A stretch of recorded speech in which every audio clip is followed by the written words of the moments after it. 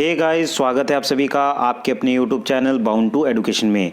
मैं आप सभी का स्वागत करता हूं आज की इस नए वीडियो में। आज हम लोग जेएसएससी लैब असिस्टेंट से संबंधित कुछ महत्वपूर्ण जानकारियों को जानेंगे, जिसमें हम लोग बात करेंगे आपका पासिंग मार्क कितना होगा, आपका टोटल कितना फॉर्म भरा गया है, एक एस्टिमेट हम लोग जानेंगे, क्योंकि आरटीआई तो एग्ज़ाम से पहले होता नहीं है। एग्ज़ाम के बाद आरटीआई करके मैं एग्जैक्टली आपका कितना फॉर्म भरा था, कितने लोगों ने एग्ज़ाम दिया, इन सब के बारे में डिटेल में बता दूंगा। फिर भी जेएसएससी के लेवल का एग्ज़ाम है, अर्थात कि यहाँ कितने फॉर्म भरे जा सकते हैं और जितने भी जानकारियाँ मुझे प्राप्त हुई है उसके हिसाब से हम लोग बात करेंगे कि कितना फॉर्म भरा है और कितना कटअप जा सकता है, पासिंग मार्क क्या होगा और आपका सेफ मार्क क्या होगा। इन सब के बारे में हम लोग आज की इस वीडियो में बात करेंगे। अगर आप इस चैनल पर नए हैं, अभी तक चैनल को सब्सक्राइब नहीं किया है तो इसे जरूर सब्सक्राइब कर दे। अगर आपने इस वीडियो को देखना शुरू कर चुका है लेकिन फिर भी वीडियो को लाइक नहीं किया है तो इसे जरूर लाइक कर दे। आपके लाइक से ही हमें पता चलता है कि आपको किस प्रकार के वीडियोस प्रोवाइड करवाए जाएं, ठीक है। तो इसीलिए अधिक से अधिक रेस्पॉन्स दिया करें। तो चलिए आज के इस वीडियो को शुरू करते हैं और जानते हैं इन सब चीज़ों के बारे में। तो सबसे पहले जेएसएससी का जो एग्ज़ाम होने वाला है मैं आपको बता देता हूँ। इसका डेट कंसीडर कर दिया गया है और आपका जो एडमिट कार्ड है वो भी अवेलेबल हो गया है। 7 से लेकर के 11 दिसंबर के बीच में आपका एग्ज़ाम होगा। तीनों ही आपका सब्जेक्ट का एग्ज़ाम होगा, फिजिक्स केमिस्ट्री और बायो का, ठीक है। फिजिक्स केमिस्ट्री और बायो का अलग अलग एग्ज़ाम होगा, जिसमें आपका 2 पेपर होगा। पेपर 1 आपका क्वालिफाइंग नेचर का रहता है, जिसमें आपको हिंदी प्लस जीके के क्वेश्चंस रहेंगे। 50-50 क्वेश्चन रहेंगे, 50 हिंदी और 50 जीके के, ठीक है। ये क्वालिफाइंग नेचर का होता है, जिसमें आपको 33% लाना आवश्यक है। अगर इतना पासिंग मार्क्स नहीं लाते हैं तो आपका पेपर 2 जांच नहीं होगा। चाहे आप पेपर 2 अर्थात कि आपका जो भी मेन पेपर है, फिजिक्स हो, केमिस्ट्री हो, बायो हो, आपका जांच नहीं होगा। तो इसे थोड़ा सा ध्यान दीजिए, थोड़ा हार्ड रहता है। पेपर 2 में आपका टोटल 150 क्वेश्चन रहेगा, जिसमें आपका 300 मार्क्स का रहेगा, ठीक है।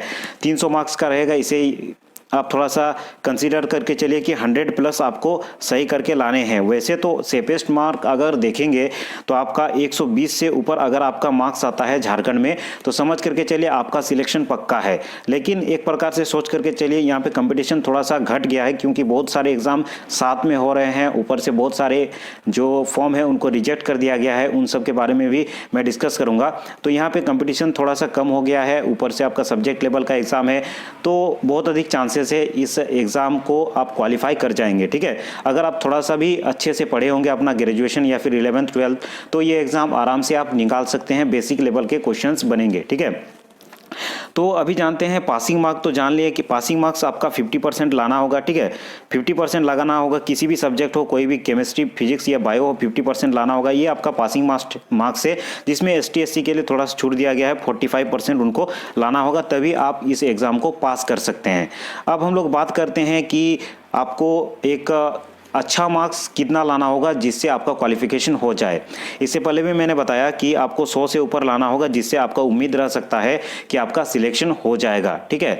120 से ऊपर लाएंगे तो आप समझ करके चलिए कि आपका जो सिलेक्शन है वो हो जाएगा, क्योंकि कंपटीशन यहाँ पे कम है।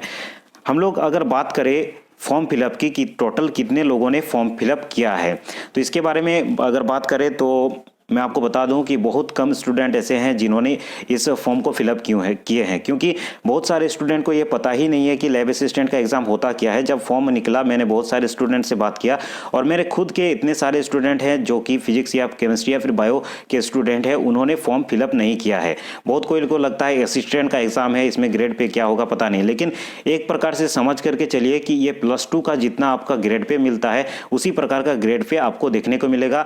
और एक ग्रेजुएशन करके आपको टीचर लेवल का एक अपॉर्चुनिटी मिल रहा है यहाँ पे। तो थोड़ा सा ध्यान दीजिए, अभी 1-2 दिन बचा हुआ है, आप बहुत कुछ रिवीजन कर सकते हैं, ठीक है। अगर हम लोग सोच करके चलेंगे कि 1 लाख जैसा आपका फॉर्म फिलअप हुआ था, क्योंकि बहुत सारे लगभग 3000 रिजेक्ट हो गया, तो मान के चलिए कि 97,000 आपका एक सीट के लिए कितना अधिक कंपटीशन रहेगा, उन सब के बारे में जानते हैं। टोटल अगर 97,000 भी होता है, उसमें से बहुत सारे स्टूडेंट ऐसे हैं जिनका आपका 2 सब्जेक्ट का कम्बिनेशन नहीं है। जैसे कि आपका फॉर्म में ही कहा गया था कि फिजिक्स केमिस्ट्री बायो इन तीनों में से आपका 2 सब्जेक्ट होना चाहिए और 2 सब्जेक्ट में आपका 50% मार्क होना चाहिए। तो बहुत सारे स्टूडेंट ऐसे थे जिनका 50% मार्क नहीं भी था, वे फिर भी फिल कर दिए हैं। और बहुत सारे स्टूडेंट ऐसे थे जिनका ग्रेजुएशन में पार्ट 1 में 2 सब्जेक्ट था, लेकिन पार्ट 2 में आपका 2 सब्जेक्ट नहीं था, फिर भी वे फॉर्म फिलअप किए हैं इस उम्मीद में कि चलो आगे अगर कुछ संशोधन होता है तो उनको भी मौका मिलेगा, ठीक है। तो ऐसे स्टूडेंट तो वैसे ही निकल जाएंगे और बहुत सारे स्टूडेंट का केस भी वैसे चल रहा है, उस ग्रुप से भी मैं जुड़ा हुआ हूँ। तो अगर केस क्या होगा पता नहीं है, अगर इतना जल्दबाजी में ये वैकेंसी निकाला है और जल्दबाजी में अगर सबको अपॉइंटमेंट दे भी देता है तो आपका केस का कुछ लाभ नहीं मिलेगा, ठीक है। उम्मीद करता हूं कि केस आपका आगे बढ़े और उन सभी स्टूडेंट को भी मौका मिले, क्योंकि बहुत सारे स्टूडेंट हैं जिनका ग्रेजुएशन में पेपर, ये दोनों पेपर, 2 पेपर का आप कम्बिनेशन नहीं था, ठीक है।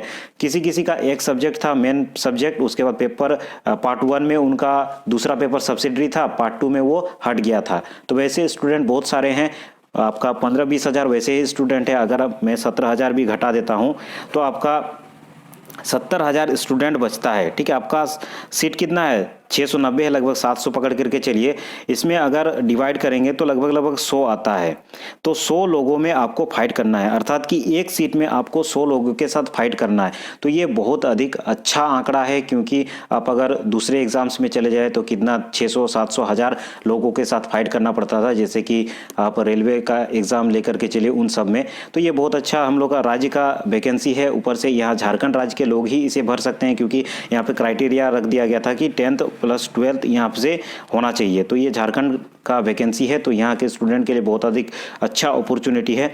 और एक चीज़ आप खुद से अनुमान लगा सकते हैं कि 7 से लेकर के 11 के बीच में आपका एग्ज़ाम हो रहा है, उसमें भी आपका 3 सब्जेक्ट का अलग अलग एग्ज़ाम हो रहा है, फिजिक्स, केमिस्ट्री और बायो। इन 3 सब्जेक्ट का आपका अलग अलग एग्ज़ाम हो रहा है।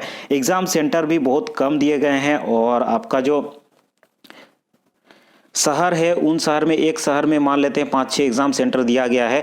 और उसके आधार पर भी आप समझ करके चलिए कि ऑनलाइन एग्जाम में बहुत कम स्टूडेंट एक टाइम में एग्जाम दे पाते हैं, क्योंकि उतना अधिक सिस्टम होगा तभी तो उतना अधिक एग्जाम देंगे। तो इस हिसाब से समझ करके चलिए कि 5 दिन में आपका एग्जाम खत्म हो जा रहा है।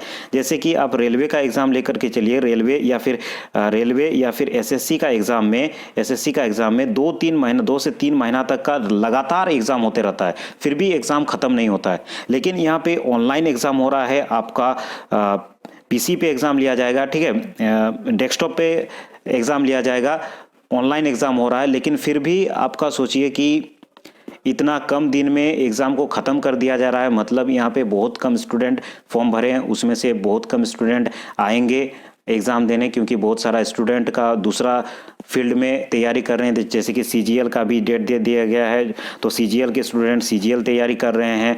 ऊपर से आपका उधर पीजीटी का भी डेट दे दिया गया है। अगर लैब असिस्टेंट में बहुत सारे स्टूडेंट पास हो जाते हैं, उनका पीजीटी भी निकल जाता है, तो वे पीजीटी में चल जाएंगे, लैब असिस्टेंट में आपको चांस मिलेगा, ठीक है। तो ये सोच करके चलिए कि आपका इसमें बहुत अधिक अच्छा अपॉर्चुनिटी है, आप इस एग्ज़ाम को क्वालिफाई कर सकते हैं। अभी समय कम है, 2-3 दिन का समय है, अब उसमें अच्छे से तैयारी करें। जो भी चीज़ों आपने पढ़े थे 11th 12th और ग्रेजुएशन में, उन सब का रिवीजन करें। पेपर 1 को थोड़ा सा ध्यान दें, पेपर 1 थोड़ा सा टफ रहता है, ठीक है। और जैसे ही एग्ज़ाम खत्म होगा, आरटीआई में कर दूंगा जेएसएससी को, और जैसे ही आरटीआई कर देंगे एग्जाम के 1-2 दिन के भीतर में एग्जैक्टली डाटा बता दूंगा कि टोटल कितने लोगों ने फॉर्म फिलअप किया था, टोटल कितने लोग एग्जाम में बैठे, आपका कटअप कितना जा सकता है, ठीक है। जैसे ही एग्जाम खत्म होगा, 11 तारीख को एग्जाम खत्म होगा, 12-13 तारीख को मैं आरटीआई कर दूंगा, और आरटीआई का जैसे ही रिजल्ट आएगा मैं आपको एग्जैक्टली जो डाटा है वो मैं आपको बता दूंगा।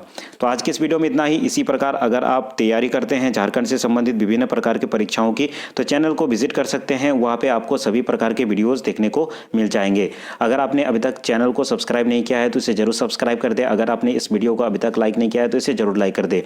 तो चलिए, धन्यवाद। अगले वीडियो में हम लोग फिर मिलते हैं।